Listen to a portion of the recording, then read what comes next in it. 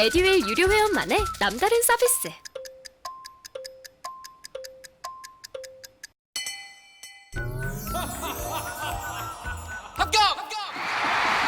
합격하고 돈도 받는 혜택. 오직 에듀윌 유료 회원에게만. 에듀윌. 무료 합격! 네, 안녕하십니까? 자, 이번 시간에는 우리 국제외교 해보도록 하겠습니다. 자, 2월 달에 이제 국제외교 관련된 이슈들을 좀 보면은요, 이 좀 유혈 소요 사태, 또 안 좋은 사건이 카자흐스탄에 발생했네요. 자, 두 번째는요, 일본이 어떤 광산을 세계 문화유산으로 등재하려고 지금 추진 중에 있습니다. 무슨 광산인지 아세요? 사도광산입니다. 사도광산. 몇 년 전에 이제 군함도도 이제 문화유산 등재 때문에 상당히 저희랑 사이가 안 좋았잖아요. 근데 이번에 또 이제 등재를 추진하려고 하니까 우리가 또 여기에 대해서 제동을 걸었습니다. 그 다음, 자, 어떤 기업이 시가총액 3조 달러를 돌파했다. 3천조. 어떤 기업일까요? 역사상 이례가 없는 그런 사건입니다. 자, 미국의 애플입니다. 미국의 애플. 그 다음, 네 번째 러시아. 야말 유럽 가스관. 러시아가 이제 유럽에 공급하는 가스의 상당수, 한 40% 정도를 책임지고 있는데 그 가스관 중에 하나를 막았습니다. 공급 중단. 그 다음, 중국이 자동차 시장을 전면 개방했습니다. 그래서 원래 이제 중국은 합작만 허용이었어요. 그래서 우리나라 현대차가 중국에 진출을 해도 베이징, 북경, 현대 이렇게 해도 중국 기업과 지분을 나누어서 우리나라가 뭐 49% 이상 가지지 못한 상태에서 진출했는데 그렇게 하는 게 아니라 외국 기업이 지분 제한 없이 100% 지분으로 중국에 투자할 수 있게 되었다라는 겁니다. 마지막 터키 리라화. 터키의 화폐 리라화 작년 한 해 40%나 폭락했다. 지금 가장 화폐 관련해서 큰 이슈이지 않을까 싶어요. 터키. 자, 이렇게 6개 해보겠습니다. 자, 먼저 카자흐스탄 유혈 소요 사태입니다. 사상자가 한 1000여 명 이상 발생했다고 나오는데요. 자, 더 증가할 걸로 보이는데 우선 그 시작은 바로 가스값 폭등이었습니다. 이게 이제 트리거가 됐어요.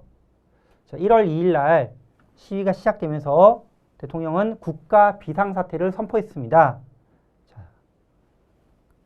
촉발한 마지막 결정적인 사건은 이제 가스값 등 에너지 가격 인상. 전 세계 유가, 가스가가 지금 많이 오르고 있죠.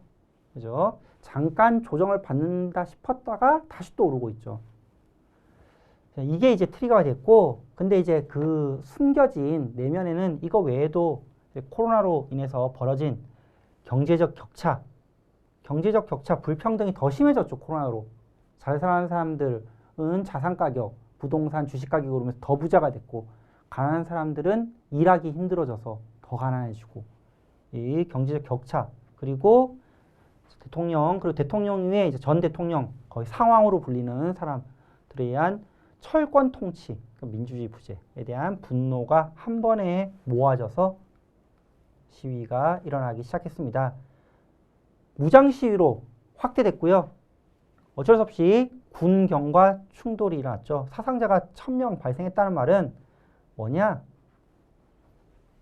대통령이 한 말이에요. 시위 진압군, 군경이 경고 없이 발포하는 거 승인하겠다. 이러니까 이제 사상자가 이렇게 많이 발생한 거죠. 그 이후에 이제 러시아 주도의 집단안보기구 CSTO라고 하는 건데요. 여기에서 약 한 2,500명의 이제 러시아 중심의 평화유지군이 파견되면서 시위대에 진압하면서 어느 정도 진정 국면에 돌입했다. 뭔가 개선이 이루어지지 않으면 또 발생할 수도 있겠죠. 요게 이제 유혈 사태의 전반적 내용이고요. 우리 카자흐스탄에 그 파견됐던 집단안보조약기구 CSTO 여기에 대해서 보겠습니다. 옛 소련권 안보협의체다. 소련 또는 친소련, 그러니까 소련은 지금의 러시아죠. 러시아와 친러시아 나라, 벨라루스 이런 또 카자흐스탄 이런 데 6개국이 멤버로 있는 그런 군사협의체입니다. 비상사태 때 우리 6개국 중에 한 나라가 뭔가 문제가 생기면 공동 대응해 주겠다라는 거죠. 미니 나토로 불립니다. 나토라고 하면은 지난달 시사에서 나왔죠. 그래서 나토라고 하면은 이제 그 자유주의 공산주의 진영 50년대 60년대 주름 잡았던 그쪽에서 이제 자유진영 미국과 유럽 중심의 군사 협의체 거의 미국이 주도죠. 근데 이제 미니 나토로 불리고 있다. 나토와는 좀 반대긴 하죠. 그죠? 성향 자체가 나토군은 여기는 이제 미국 중심의 어떤 진영이고 여기 집단안보조약기구는 소련 중심의 그런 러시아 중심의 안보협의체입니다. 다음 내용 보겠습니다. 자, 우리나라 정부가 일본이 사도광산을 세계유산으로 등재하려는데 이제 반대를 하고 있습니다. 철회 촉구. 그래서 세계문화유산 후보에 반대한다. 사도광산 저도 이번에 처음 들어봤는데 여기도 역시 일본 군함도와 함께 일제강점기 때 우리나라 조선 사람들이 강제 노역으로 끌려갔던 강제 노역 현장입니다. 근데 지난번 군함도도 세계문화유산으로 등재할 때 저희가 엄청 반대했었는데 결국 뭐 등재는 됐죠. 그죠? 근데 이번에 또 이걸 등재를 하려고 합니다. 자, 군함도는 일본 뭐 이름으로 하시마 섬이라고 하는데 이게 이제 그때 등재됐던 이유가 일본 근대 산업 메이지 유신 근대 산업 시설에 엄청난 뭐 그 건물들이 있다. 산업 시설들이 있다. 군함처럼 빌딩들 산업 시설이 빼곡하게 있다. 그래서 그 시대에 산업 시설에 무슨 트레이드 마크가 된 거다라고 해서 요게 이제 등재됐었는데 이번에 이걸 사도광산을 등재하려고 하니까 우리 대변인도 매우 개탄스러우며 즉각 철회를 요구한다. 그래서 아마 철회는 될 것 같아요. 지금 분위기상 이것도 반대 컸기 때문에 그 이후에 이제 유네스코에서도 타국에서 이런 정치적인 과거의 어떤 문제가 있는 경우에는 이제 후보를 올리려고 해도 뭐 안 받아주고 후보를 올려도 실제로 안 받아 등재까지는 되기 쉽지 않아 보입니다. 자, 이유.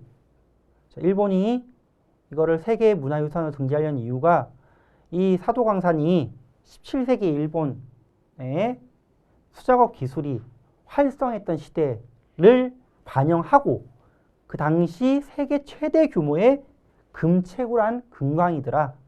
그래서 의미가 있다라고 하지만 실제 우리 일제강점기 태평양 전쟁 기간에 조선인 상당수가 강제 노역된 곳이기도 합니다. 이런 문제가 있기 때문에 등재 쉽지 않겠죠.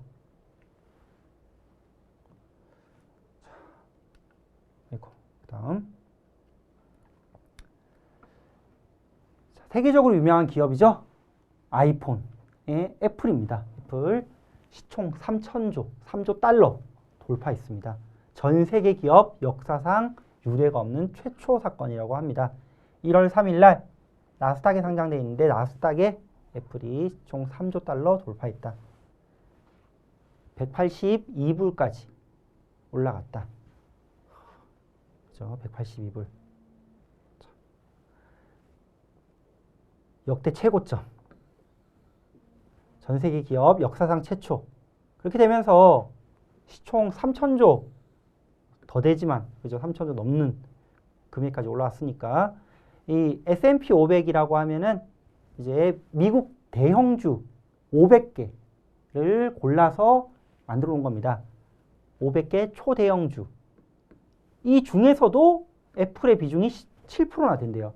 초대형 우량주 중에서도. 어느 정도냐. 자, GDP로 비교해보면요.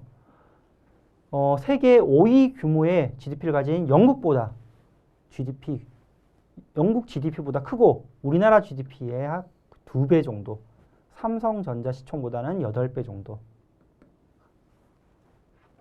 매머드급 기업이 된 거죠. 배경으로 보면은 우선 뭐 신제품 아이폰 13 효과, 전작 대비 아이폰 12 대비 초기 6주 판매량이 14% 늘었다. 이런 것도 있지만 전반적으로 팬데믹으로 인해서 온라인 시장 규모가 훨씬 더 커졌고, 더군다나 온라인 시장 중에서 이 OTT 시장, 오버 더 탑이라고 부르죠.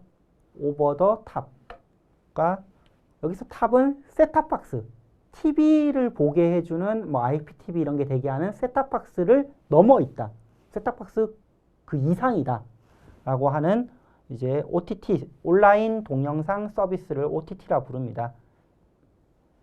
그런 OTT 넷플릭스도 있고, 티빙도 있고, 애플 TV 플러스도 있죠.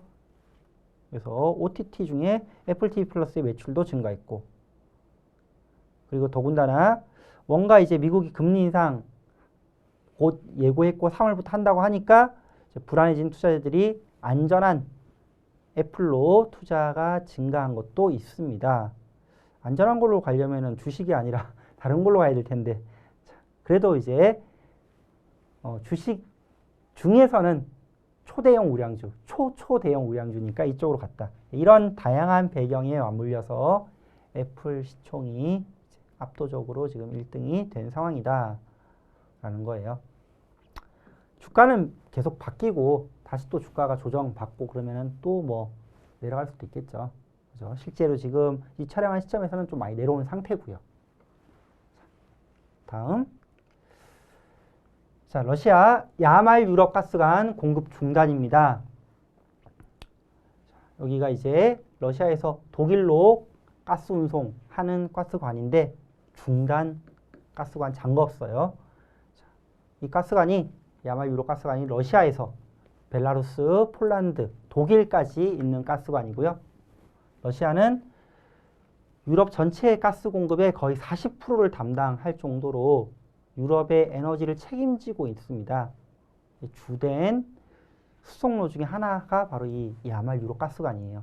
이걸 잠갔다. 그러면서 유럽 내 가스 가격 역대 최고치를 갱신했습니다. 계속 올라가고 있다는 얘기죠. 왜 그러면 러시아는 가스 공급을 잠궜냐? 전반적으로 자원 무기화죠.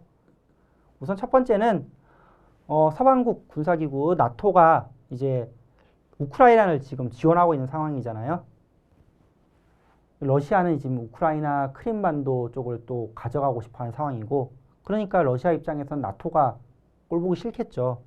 그래서 이 나토 쪽을 압박하기 위해서, 유럽 쪽을 압박하기 위해서 가스 공급 잠그면서 압박하고 있는 상황이고, 또 하나는 러시아가 최근에 이제 가스관을 하나 더 만든 게 있습니다.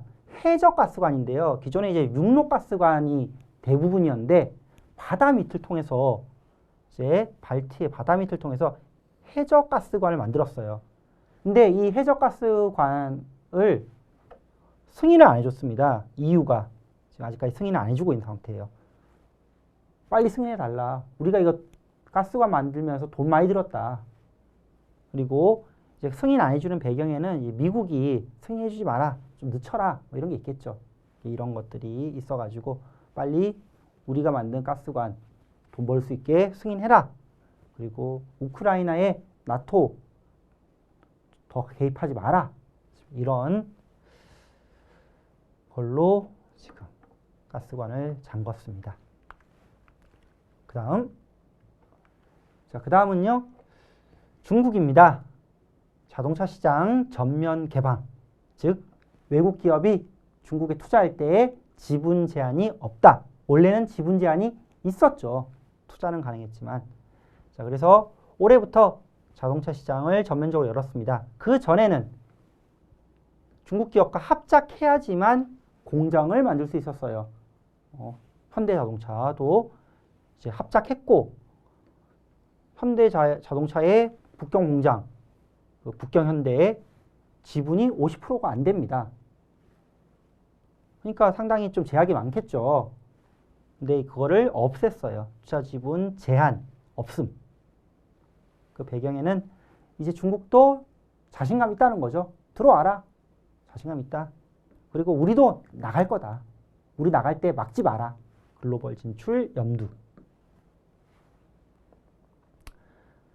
중국은 이제 투자 제한들이 많이 있어요. 이거 자동차는 열었지만 그거 말고도 아직까지 묶여 있는 게 히토류, 담배 뭐 이렇게 해서 한 31개 정도 있습니다. 그 중에 이제 히토류 한번 정리해 봤습니다.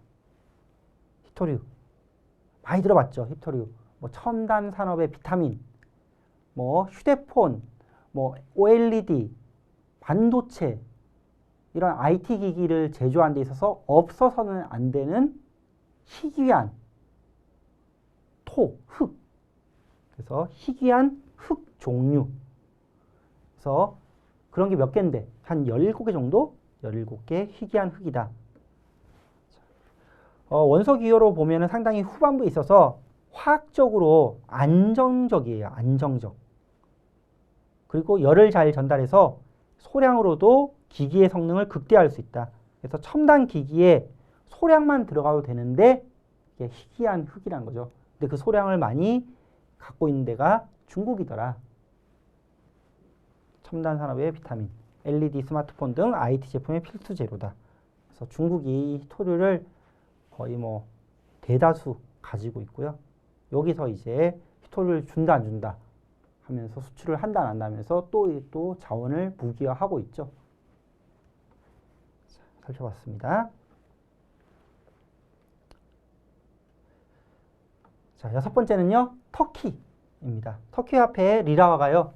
작년 한 해만 40% 폭락했어요. 작년 한 해만 그랬지 그 전년에도 폭락 거의 한 10년 내내 폭락인 것 같아요.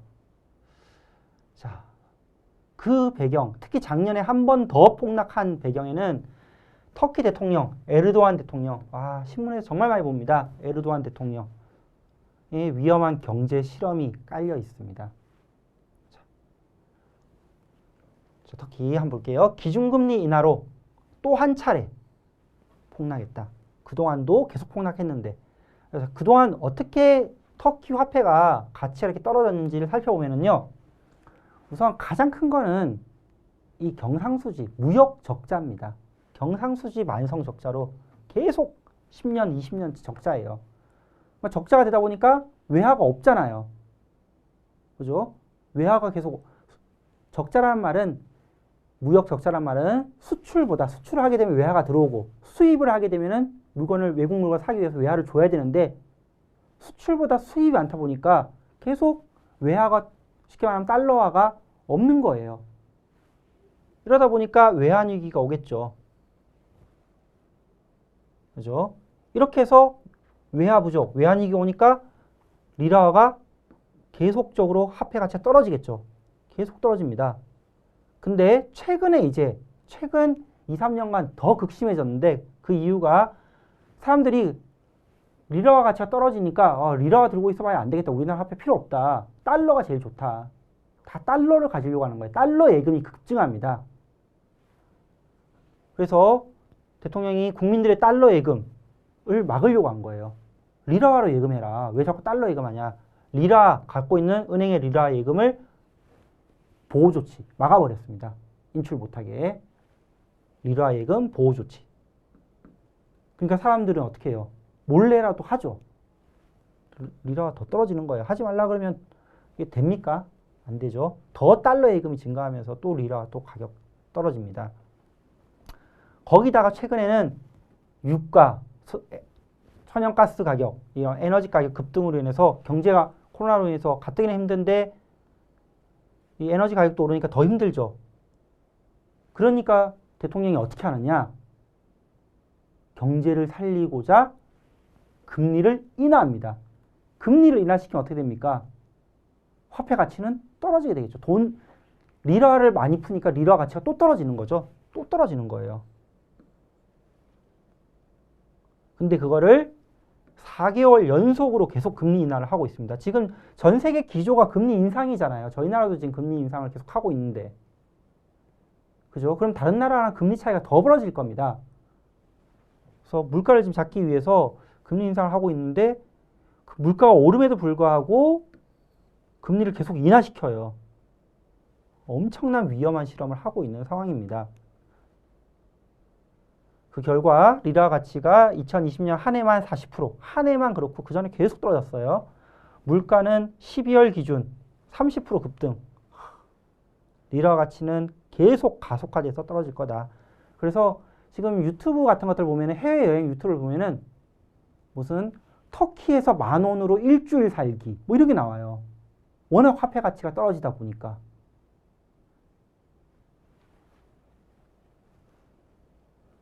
에르도안 대통령의 정책. 지금 전 세계 각국은 이 돈을 푼 거에 의한 부작용, 물가 상승을 막고자 긴축을 시행 중인데 오히려 지금 금리 인하 정책, 확장 정책을 펼치고 있어서 물가가 더 오르고 있고 화폐 가치는 더 떨어지고 있습니다. 반대로 가보죠. 자, 한번 볼까요? 이게 바로 리라와 추이입니다. 자, 2012년 우리나라 화폐 가치로 따진 거예요. 한 645원 정도 했었는데 지금 68원. 자, 우리나라 가치로도 지금 거의 뭐 10분의 1 토막 났죠. 10년 전에 비해서. 네, 뭐 오르지 않고 계속 떨어지고 있습니다. 최근에는 더 가파르게 지금 떨어지고 있어요.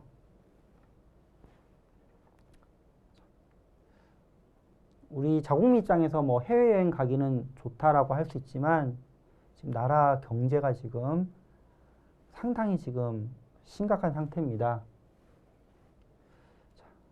자, 여기까지 해서 국제 외교는 봤고요. 자, 북한 안보까지 살펴보겠습니다. 북한 안보. 자, 많은 내용이 있지는 않지만 연결해서 보는 게 좋겠죠. 자, 우선 탈북을 한번 했던 사람이 다시 이제 월북을 한 사건이 발생했고요. 그 다음에 공식적인 핵 보유국 5나라가 있습니다. 그 5나라가 이번에 핵 전쟁은 절대 하지 말자 다시 한번 공동 성명을 했고요. 북한 탄도미사일 발사를 계속하고 있는 상황입니다. 자, 먼저 탈북민의 월북 보겠습니다. 자, 탈북민이 체조 경력을 가진 탈북민이었는데 1년 전에 이 강원도 쪽에 있는 22사단 항상 이제 이쪽으로 많이 넘어오죠. 어디냐면은 여기 이제 휴전선이 있으면은 요쪽 요 동해 바다로도 오고 일로도 오고 여기 산도 많고 막 해가지고 이쪽 철책을 넘어서 점프 기순이라고 해서 그때 잠깐 유명했었는데 적응 못해서 다시 탈북한 사건입니다. 근데 이제 탈북을 할 때 우리 그 휴전선이라고 얘기하는 군사분계선 있잖아요. 이 군사분계선, 휴전선 철책을 넘어 탈북했는데 여기에 우리 GOP에 CCTV가 있었는데 5차례나 포착이 되었지만 경계를 좀 제대로 허술하게 해서 놓친 것으로 확인되어서 더 논란이 있었죠. 크게 중요한 사건 아닌데 한번 짚고 넘어가 보고자 정리를 해봤고요. 자, 군사 분계선, 두 교정국 간의 군사 경계선. 우리는 53년에 북한과 정전협정 하면서 만들어진 그 휴전선을 군사 분계선이라고 한다. 군사 분계선 이꼴 휴전선. 그리고 그 휴전선 양쪽으로 한 2km까지를 비무장지대라고 부르고 있죠. 다음 내용. 자, 5대 핵 보유국이 우리 핵전쟁은 절대 하지 말자 다시 한번 공동성명을 했습니다. 핵무기를 공식적으로 보유한 5개국 어디냐? 미국, 러시아, 중국, 영국, 프랑스 여기에요. 자, 핵무기는 방어 목적으로만 어쩔 수 없을 경우에만 사용하고 그리고 우리가 지금 하고 있는 핵 확산 금지 조약 NPT라고 얘기하죠. 이것도 계속 해 나가자 하는 걸 재확인했다. 자, 굳이 갑자기 이걸 왜 재확인했을까요? 지금 보니까 전 세계적으로 뭔가 전쟁이 일어날 것 같은 분위기가 이 유럽 쪽에 뭔가 발생이 좀 되고 있잖아요. 소요 사태도 있고, 그죠? 우크라이나 사태도 있고. 그러니까 혹시나 하는 마음에서 그래도 혹시 뭔가 소요 사태나 간단한 뭐가 사건이 발생하더라도 핵 전쟁을 하지 말자. 상호간에 다시 한번 약속할 필요가 있는 거죠. 러시아의 우크라이나 침공 가능성, 중국, 미국 갈등, 북한의 핵무기 개발 이런 분위기 속에서 절대 우리 핵전쟁은 하지 말자. 다시 한번 약속했습니다. 자, 그리고 또 핵확산 금지 조약도 계속 해나가자. 그 핵확산 금지 조약 NPT라고 하는 게 뭐냐? 자, 비핵 보유국이 핵무기를 보유하는 거 안 된다. 지금 딱 공식적으로 인정한 핵 보유국 5개만 핵 보유하고 그 나머지는 핵 보유하지 말자. 그리고 또 핵 보유국이 비핵 보유국에게 핵무기 주는 것도 안 된다. 그런 게 핵확산 금지 조약입니다. 북한 같은 경우는 85년에 이 NPT에 가입했는데 93년에 탈퇴했죠. 그리고 현재 지금 이 NPT에서 공식 인정한 핵 보유국은 요 5개 나라고요. 이 외에도 인도도 있고, 그죠? 이스라엘도 있나? 이런 몇 개 나라들이 있잖아요. 파키스탄. 근데 지금 NPT에서 공식적으로 인정한 공식 핵 보유국은 요 5개 나라입니다. 실제 핵 보유국 말고요. 그다음 북한 탄도미사일을 또 동해로 발사했습니다. 계속 이제 무력 시위하고 있는 거죠. 자, 1월 5일 날 자강도에서 동해로 탄도미사일 발사했고요. 11일, 17일 또 발사했습니다. 자꾸 이렇게 무력 시위하고 있는 거죠. 미국이 뭔가 자기가 원하는 쪽을 안 들어주네. 한국도 뭔가 찜찜하네. 이러고 있는 거죠. 그래서 무기를 자꾸 쏘고 있는데 우리도 이제 이거 할 때마다 핵무기 쏠 때, 그러니까 탄도미사일 쏠 때마다 NSC 열죠. 국가안전보장회의. 이거 엽니다. 뭐냐? 국가안전보장회의니까 국가안보, 통일, 외교 관련된 최고 회의다. 의결기구다. 가장 여기에 관련된 최고 수장들이 들어가 있겠죠. 대통령 직속 기관이고요. 대통령이 들어가고 의장이고 대통령 외에 국무총리, 대통령 우리나라의 제일 중요한 한 원투펀치죠. 그 다음 안보, 통일, 외교니까 우선 국방부 장관, 통일부 장관, 외무부 장관, 외교부 장관 들어가야 될 거고 정보원장, 국정원장 들어가야 될 거고요. 그 외에 대통령령으로 정하는 위원으로 구성됩니다. 자, 국방 외교 관련해서 제일 중요한 사람들이 모이는 회의죠. NSC 국가안전보장회의라고 합니다. 자, 그래서 북한 안보 여기까지 해서 정리를 해봤습니다. 자, 다음 시간에 계속 시사 나가보겠습니다.